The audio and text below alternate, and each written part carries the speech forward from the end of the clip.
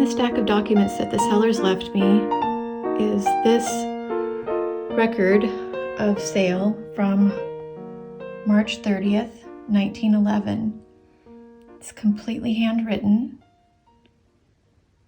and I think that this handwriting is just gorgeous. I pulled it out today because when I was working in the entryway, I uncovered a stone that has Chateau written on it, and then another word below it, which I can't really read. And each of these sales records has a complete list of all previous owners. So I thought I would peek in here really quick and see if I could see a name that could be what I saw on the wall. This is describing the property.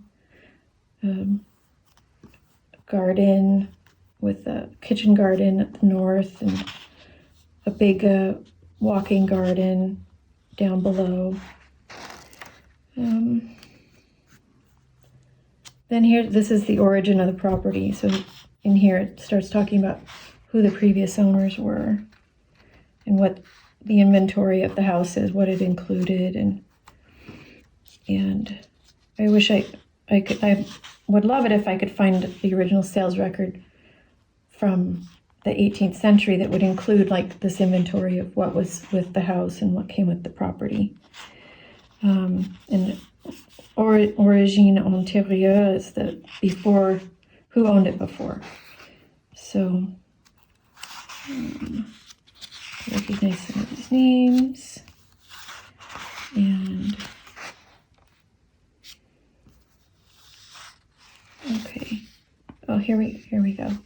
So this is it's the Comtesse de Chastenay, but that was the widow of Victorine's brother.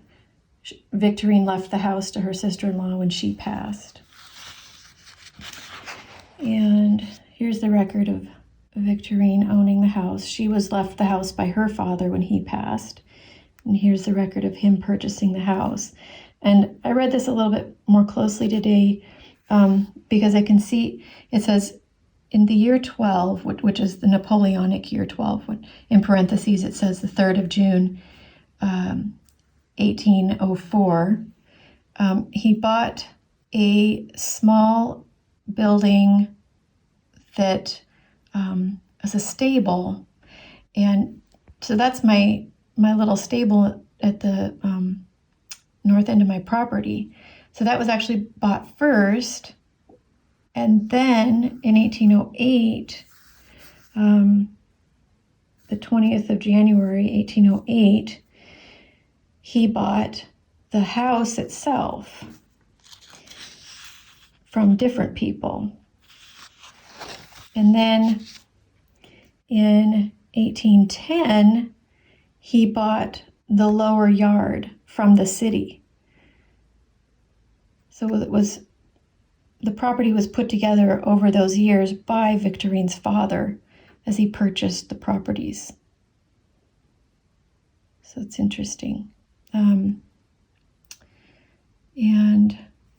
so this is the earliest record of sale I can find, which was the 12th of July, 1788.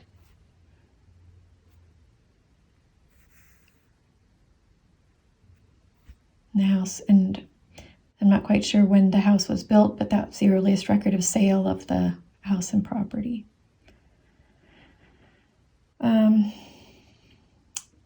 So the only name that I thought could be on the stones, it looks like I'll include a photo of the stone in here in this video, but so this is she was the widow of Monsieur Aner de Fryville, and this might be the name that's on that stone. Possible. Maybe I can find more information at City Hall. But anyway, I thought it was a good opportunity to share this document. I think the handwriting is just beautiful. I wish handwriting was still taught in school.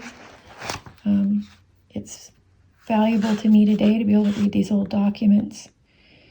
And I think it's really interesting. It's an interesting way of documenting ownership of the property.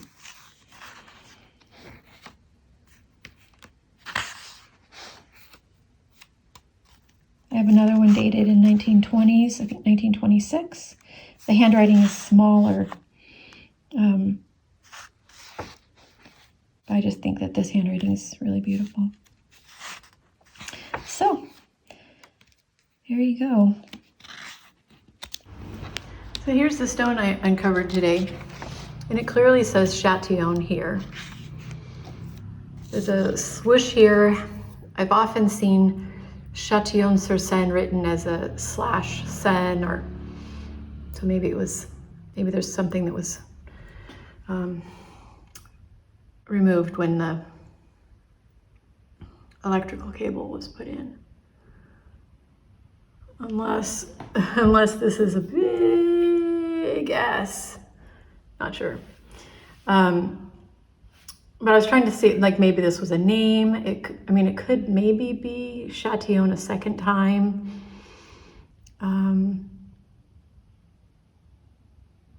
Not sure. But I kept working on translating the oldest record of the sale of the house. And it says that in 1788, the house was sold and the new owners rebuilt the house. So I don't know when the house was originally built, but it seems that maybe it was damaged in the Revolutionary War. So there's a cornerstone that says 1798. So possibly the house was rebuilt sometime around the end of the 1700s. So that could have been there since maybe 1798.